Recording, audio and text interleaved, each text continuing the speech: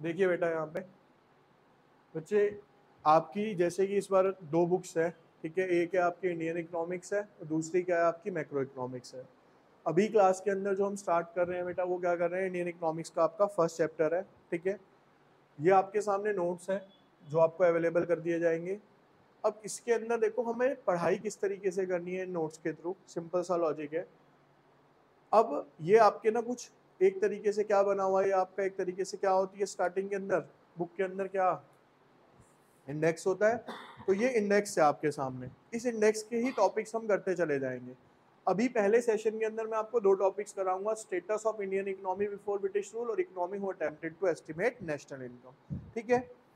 अब पहले ना हमें ये समझना है कि इस बुक के अंदर बेटा हमने पढ़ना क्या है। देखो बेसिकली ये जो बुक है,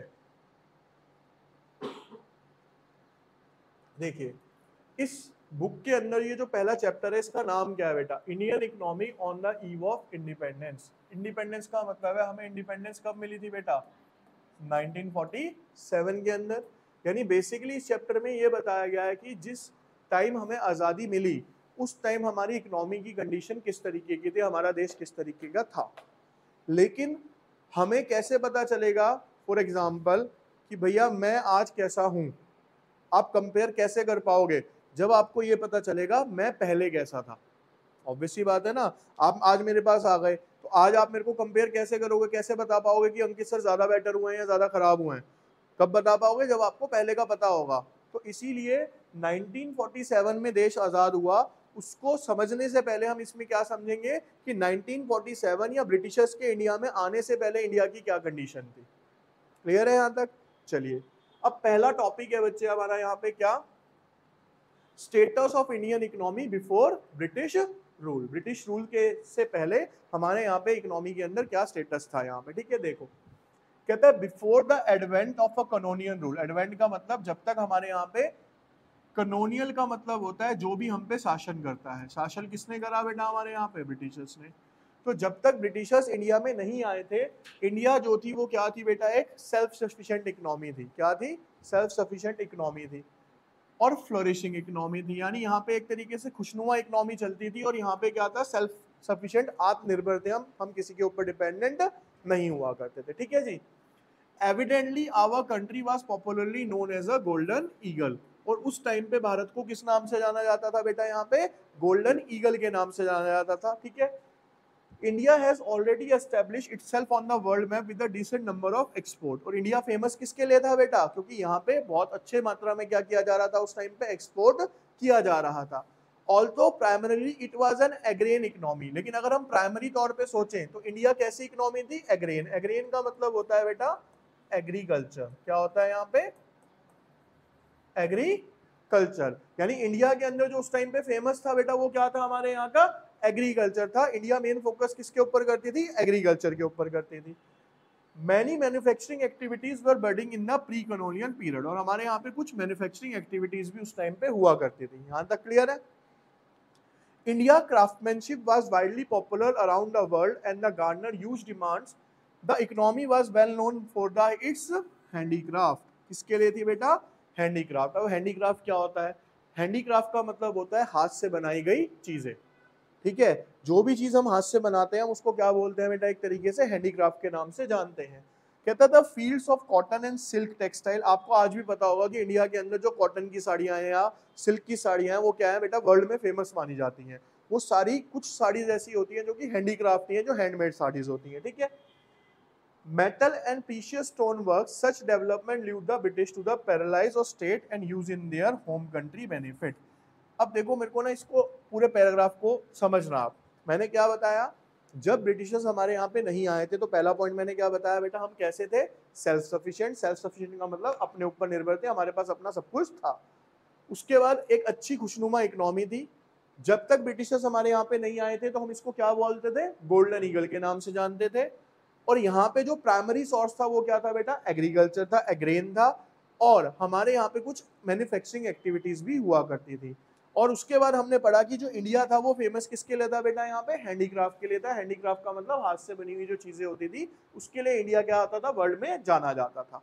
यहाँ तक ये सारे पॉइंट्स क्लियर हो गए, ठीक है। अब इससे आगे समझते हैं बेटा। अब एक एक करके ना हम इन तीनों टर्म्स को समझेंगे कि भाई जब तक ब्रिटिशर्स हमारे यहाँ पे नहीं आए तो उस टाइम पे हमारे यहाँ पे ये जो तीनों चीजें आपके पास स्क्रीन पे आ रही हैं, सबसे पहला कि एग्रीकल्चर किस तरीके का था, ठीक है, क्लियर है। अब एग्रीकल्चर के बारे में पढ़ते हैं, देखो क्या लिखा है, कहता है during the pre British era, pre British era का मतलब ब्रिटिशर्स के यहाँ पे आने से पहले, a major part of India's population was dependent on a agriculture. हमारी लगभग बेटा 70 से लेके 80% जनसंख्या जो थी वो किस पे काम करती थी बेटा, सारी की सारी एग्रीकल्चर के अंदर एंगेज थी। एग्रीकल्चर के अंदर एंगेज होने का रीजन भी समझ लेते हैं हम, क्या था उसका रीजन ये था बेटा कि हमारे यहाँ पे 3 सेक्टर्स पाए जाते हैं, एक है हमारा प्राइमरी, एक है हमारा सेकेंडरी, और तीसरा है बेटा हमारा यहाँ पे टर्शरी। प्राइमरी सेक्टर जो है बेटा वो क्या है हमारे यहाँ पे, एग्रीकल्चर। सेकेंडरी था हमारे यहाँ पे इंडस्ट्री, और लास्ट वन था हमारा यहाँ पे सर्विसेज। ठीक है बच्चे, अब आपको यहाँ पे ये इस तरीके से समझो, भाई आप मेरे को ये बताओ, क्या बेटा अंग्रेजों के आने से पहले या बहुत प्राचीन काल में हम चले जाएं तो क्या हमारे यहाँ पे इंडस्ट्रीज हुआ करती थी, होती थी, नहीं होती थी? चलो जी ये क्लियर हो गया सर, इंडस्ट्रीज तो होती ही नहीं थी। अब आते हैं सर्विसेज। सर्विसेज का मतलब ही क्या है, बैंक, कम्युनिकेशन, ट्रांसपोर्टेशन, यही तो सर्विसेज है बेटा। क्या उस टाइम पे ये सर्विसेज थी, नहीं थी? चलो जी ये भी काट दिया सर, ये भी नहीं हुआ करती थी। तो भाई जब ये दोनों थे ही नहीं तो ज्यादातर लोग काम क्या करते, एग्रीकल्चर तो तब भी था और आज भी है, तो इसीलिए जो ज्यादातर जनसंख्या थी बेटा वो किसके ऊपर डिपेंडेंट चल रही थी, वहां पे एग्रीकल्चर के अंदर एंगेज थी। समझ आ गया क्यों एग्रीकल्चर पे डिपेंडेंट थी? चलिए अब चलते हैं आगे, दूसरा पॉइंट कहते थे विलेज कम्युनिटीज आइदर परचेज्ड और consume the raw material and articles directly, consequently starvation and famines were rarer if not frequent। कह रहा है क्योंकि वहां पे जो लोग होते थे गांव के अंदर वो खेती बाड़ी करते थे, या तो वो डायरेक्टली खुद ही उगा लेते थे या किसी से खरीद लेते थे, लेकिन उस टाइम पे स्टारवेशन का मतलब होता है ना तो कोई भूखमरी थी ना कोई ज्यादा बीमारियां पाई जाती थी। ठीक है, क्लियर है भाई पॉइंट। दूसरा पॉइंट, इंडस्ट्रीज कैसी थी हमारे यहाँ पे, कहता है before the rise of British empire in India, जब तक ब्रिटिशर्स हमारे यहाँ पे नहीं आए थे तो यहाँ पे जो इंडस्ट्री थी वो सिर्फ कौन सी थी बेटा, यहाँ पे एक हैंडीक्राफ्ट इंडस्ट्री थी। हैंडीक्राफ्ट इंडस्ट्री का मतलब क्या हुआ, जिसमें मशीनें नहीं हुआ करती थी, सिर्फ आप काम किससे करते थे, हाथों से चीजों को बनाया करते थे। ठीक है, evidently these industry enjoyed worldwide demand and was held in the high regard। और इनकी डिमांड क्या थी बेटा, पूरी दुनिया में होती थी, क्योंकि इंडिया का जो हैंडीक्राफ्ट था वो वर्ल्ड वाइड क्या था, बहुत ज्यादा फेमस था। कहता है Indian craftsmanship was uploaded in all the parts of the world, the textile industry was one of the amongst urban handicraft industry. तो इन शॉर्ट अगर मैं आपको बताऊं, इंडस्ट्री के अंदर आप शॉर्ट में क्या बोल सकते हो, सर इंडस्ट्रीज थी नहीं, सिर्फ एक ही इंडस्ट्री होती थी, उसका नाम क्या था, हैंडीक्राफ्ट, जो कि हाथ से बनाए जाने वाली चीजें थी, उसके अलावा इंडिया के अंदर कुछ भी प्रोड्यूस नहीं किया जाता था। ठीक है, दूसरा एडिशनली वेरियस मेटल इंडस्ट्री, कुछ मेटल इंडस्ट्री थी, उसमें क्या काम होता था बेटा, स्टोन कार्विंग। स्टोन कार्विंग होता क्या है, मैंने आपको एग्जांपल दिया था कि जैसे आप अक्षरधाम गए या किसी भी अच्छे अच्छे मंदिर में जाते हो तो वहां पे आपने छतें देखी उनकी कैसी है, वो सारी किससे बनी हुई है, हाथों से बनी हुई है। या अभी राम मंदिर बना वो भी ऐसे ही बना, तो ये सब क्या है, स्टोन कार्विंग, यानी पत्थर पे की गई कला को क्या बोलेंगे हम, स्टोन कार्विंग बोल सकते हैं एक तरीके से। ठीक है, मार्बल वर्क होते हैं, शिप बिल्डिंग, टैनिंग, ये सारे कुछ काम थे जो कि इंडिया के अंदर किए जाते थे। These industry potentially accelerated India growth, establishing into the world map। और इसी की वजह से इंडिया की पहचान थी कहाँ पे बेटा, दुनिया के अंदर। देखो आज भी अगर आप मानोगे, जैसे दुबई हो गया, ये यहाँ पे जहाँ पे बहुत सारी चीजें बन रही है ना, दुबई के अंदर भी आपने सुना कि मंदिर बन रहे हैं इंडिया के, तो वहां पे भी जो कारीगर जा रहे हैं वो कहाँ से जा रहे हैं बेटा, इंडिया से ही जा रहे हैं, क्योंकि यहाँ की ये चीजें क्या है, वर्ल्ड वाइड फेमस मानी जाती है कि इंडिया के अंदर ये बहुत अच्छे तरीके से किया जाता है। ठीक है, अब इसके बाद आता है बेटा आपका कौन सा sector, foreign sector. Foreign sector का मतलब क्या है भाई, हम अपने देश की चीजों को बाहर बेचते हैं, उसे क्या बोला जाता है बेटा, एक्सपोर्ट बोला जाता है। क्या बोलते हैं हम उसको, तो कहता है कि जो हम एक्सपोर्ट करते हैं फॉरेन का, उसका क्या कंडीशन थी, देखो क्या लिखा है, pre colonial India enjoyed a world wide market for its manufactured products. India के पास क्या थी बेटा, एक अपने मैन्युफैक्चर्ड प्रोडक्ट्स के लिए बहुत बड़ी मार्केट थी जो कि बाहर के देशों में हम बेचा करते थे। The excellent level of craftsmanship were held in the high regard and enjoyed a global क्योंकि क्राफ्टमैनशिप, दोबारा मैं रिपीट कर रहा हूं यहाँ पे, देखो ये जो टर्म है ना, ये बार बार मैं आपको बता रहा हूँ, ये किससे रिलेट कर रहा है बेटा, हमारा हैंडीक्राफ्ट से। यानी हमारे यहाँ की हस्तशिल्प कला जो थी वो क्या थी, वर्ल्ड वाइड बहुत ज्यादा फेमस हुआ करती थी, जिसकी वजह से यहाँ से सामान क्या किया जाता था, बाहर की कंट्रीज में एक्सपोर्ट किया जाता था। फिर आता है pre British India also excelled the artistic handicraft industry which include jewellery made of gold, silver, brass और कॉपर। देखो आज भी दुनिया के अंदर सबसे ज्यादा जो गोल्ड की खपत है वो कहाँ पे है बेटा, इंडिया के अंदर है, ठीक है। और उस गोल्ड में मान लो 100% गोल्ड है, तो माना यह जाता है कि 80 से 90% गोल्ड इंडिया के अंदर जो यूज होता है वो किस पर्पज से होता है भैया, हमारा ज्वेलरी के पर्पज से होता है, क्योंकि यहाँ के लोगों को बहुत ज्यादा क्रेज है और हमारे यहाँ पे कस्टम्स ऐसे है कि हमें गोल्ड शादियों में देना है, लेना है। तो गोल्ड की खपत जो है वो सबसे ज्यादा कहाँ पे मानी गई है बेटा, भारत के अंदर मानी गई है, वो भी किस रूप में मानी गई, ज्वेलरी के रूप में।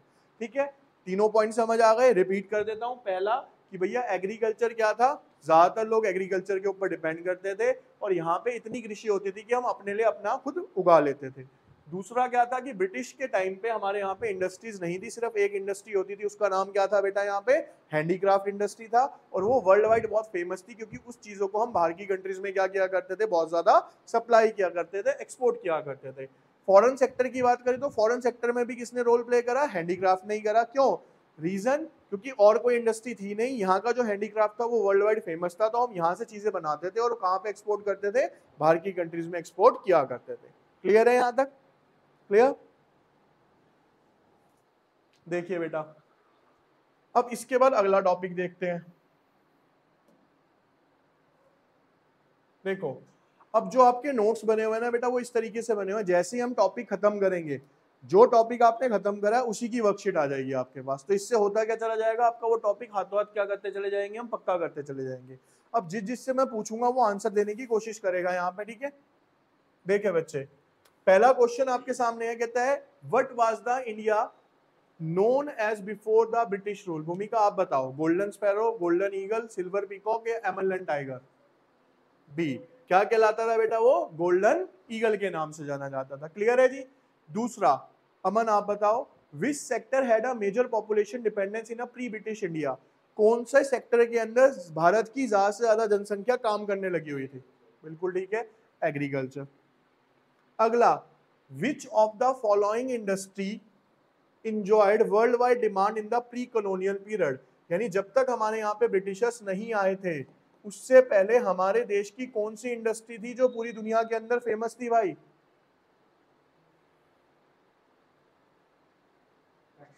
Textile industry.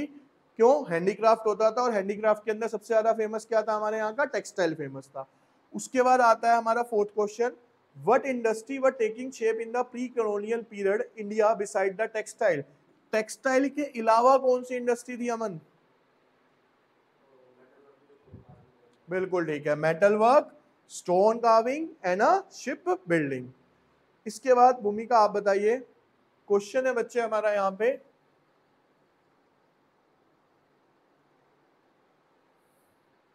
कहता है what contributed to the India strong global reputation in the pre colonial period. इन सब में से सबसे ज्यादा रेपुटेशन हमारी किसने बनाई थी। नहीं, देखो मैं बताता हूं, इसके अंदर देखो क्वेश्चन को समझो, हमारी ग्लोबल रेपुटेशन किसने बनाई, ग्लोबल का मतलब क्या हो गया, बाहर की कंट्रीज में। तो इसका आंसर क्या होगा, थ्राइविंग फॉरेन ट्रेड। मतलब हमारे देश से फॉरेन ट्रेड क्या किया जाता था, दूसरी कंट्रीज में बहुत ज्यादा किया जाता था। तो इसका आंसर ये होगा, ठीक है। क्लियर है यहां तक, चलिए अब आते हैं बेटा अगले टॉपिक पे आपके।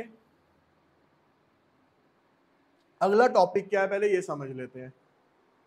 देखिए बच्चे, यहाँ अगला टॉपिक है, कहता है economist who attempted to estimate national income and per capita income. पहले हम समझ लेते हैं जिनको इकोनॉमिस्ट नहीं पता, इकोनॉमिस्ट का मतलब बच्चे होता है क्या, जैसे साइंस के लिए साइंटिस्ट है वैसे इकोनॉमिक्स के लिए क्या बना, एक इकोनॉमिस्ट बना। अब क्वेश्चन ये है कि उस टाइम पे जब ब्रिटिशर्स नहीं थे, ब्रिटिशर्स थे, तो उस टाइम पे ऐसा कौन से इकोनॉमिस्ट थे जिन्होंने नेशनल इनकम निकालने की कोशिश करी या पर कैपिटा इनकम निकालने की कोशिश करी। ठीक है, अब यहाँ पे जरा ध्यान से देखिए बच्चे, आप, मैं आपको एक चीज समझा रहा हूं। पहले हम यहाँ पे समझते हैं क्या, पर कैपिटा इनकम। क्या समझेंगे हम यहाँ पे? पर कैपिटा इनकम किसे कहा गया? तो बेटा पर कैपिटा इनकम का जो फॉर्मूला होता है वो होता है टोटल नेशनल इनकम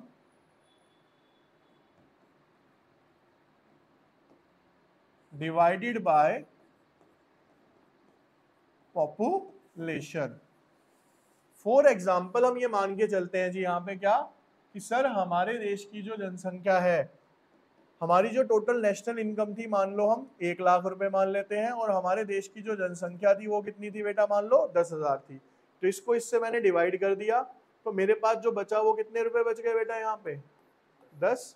तो हम कह सकते हैं कि जो हमारे देश की पर कैपिटा इनकम का मतलब होता है बेटा ऑन एन एवरेज प्रति व्यक्ति पर पर्सन इनकम कितनी थी हमारी। क्लियर है बेटा? चलिए अब क्वेश्चन ये आता है सर नेशनल इनकम क्या होती है? नेशनल इनकम का मतलब है, ध्यान से देखना, नेशनल इनकम का मतलब है पूरे फाइनेंशियल ईयर के अंदर जो भी गुड्स एंड सर्विसेज प्रोड्यूस हुए,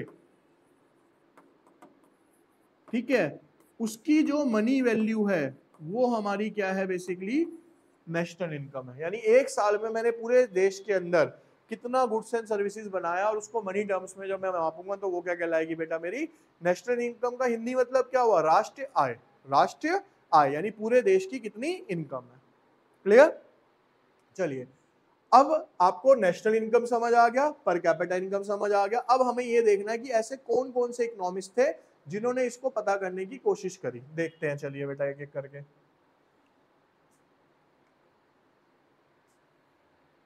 देखिए कहते हैं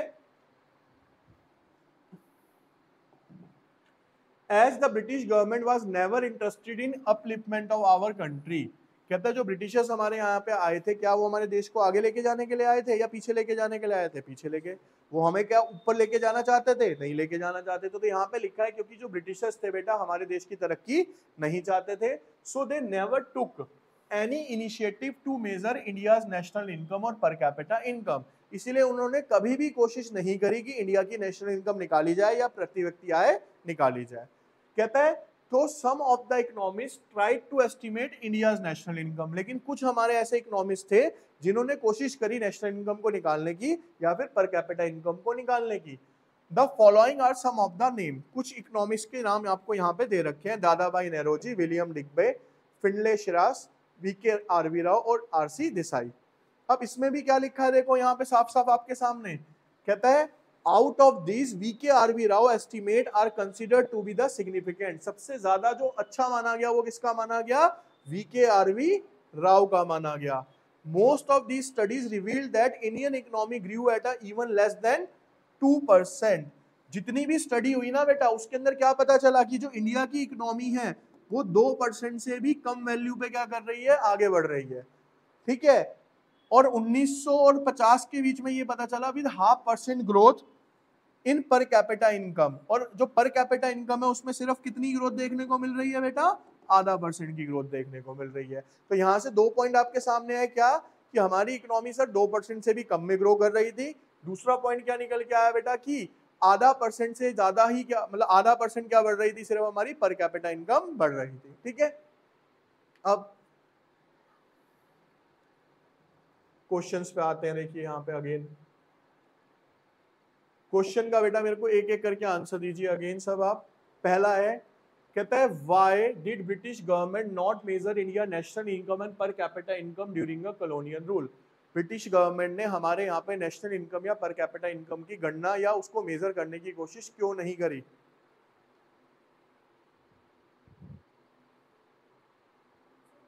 B, lack of interest in India's development, क्योंकि वो इंडिया की डेवलपमेंट बिल्कुल भी नहीं चाहते थे, उनका इंटरेस्ट ही नहीं था। Among the economist who estimated India's national income whose estimated considered significant. कौन से इकोनॉमिस्ट थे जिनका सबसे ज्यादा? बिल्कुल VK RV Rao. What was the average annual growth rate of Indian economy during a 1900 to 1950 according to the most studies? इसके अंदर जो इकोनॉमी ग्रोथ था वो इन चारों में से कौन सा था भाई? Less than 2%। अगला, what contributed to the conflicting result in estimated of India's national and per capita income? कहता है क्या रीजन था जिसकी वजह से हमारे यहाँ पे नेशनल इनकम जो थी वो एक्यूरेट या अच्छे तरीके से निकल के नहीं आती थी, उसके रीजंस बताइए। क्या था बेटा? सिंपल सा है, क्या? Lack of interest by the British government, क्योंकि ब्रिटिश गवर्नमेंट हमारे यहाँ पे कोई भी इंटरेस्ट नहीं लेती थी। फिर कहता है why was VK RB Rao estimation of national income is significant. कहता है क्या रीजन थे जिसकी वजह से वीके आरबी राव का जो नेशनल इनकम था वो ज्यादा बेटर माना या दूसरे इकोनॉमिक्स के कंपैरिजन में। He had access to secret business record. His estimate was highest among all the। क्यों? देखो जितने भी इकोनॉमिस्ट थे ना, मान लो एग्जाम्पल के तौर पे यहां पे देखिए जरा ध्यान से आप, मान के चलते हैं बेटा इन्होंने क्या करे, 10 सर्वे करे, इन्होंने 5 सर्वे करे, इन्होंने 3 सर्वे करे, इन्होंने 30 सर्वे करे, इन्होंने 15 सर्वे करे। तो सबसे ज्यादा सर्वे किसने करे यहाँ पे? वीके आरबी राव ने। तो उन्होंने सबसे ज्यादा वो करे थे, एस्टिमेशंस करे थे, इसीलिए उनके उसको क्या माना गया, ज्यादा एक्यूरेट माना भी गया था उस टाइम पे। ठीक है, क्लियर है? क्लियर है बेटा यहाँ तक? ठीक है।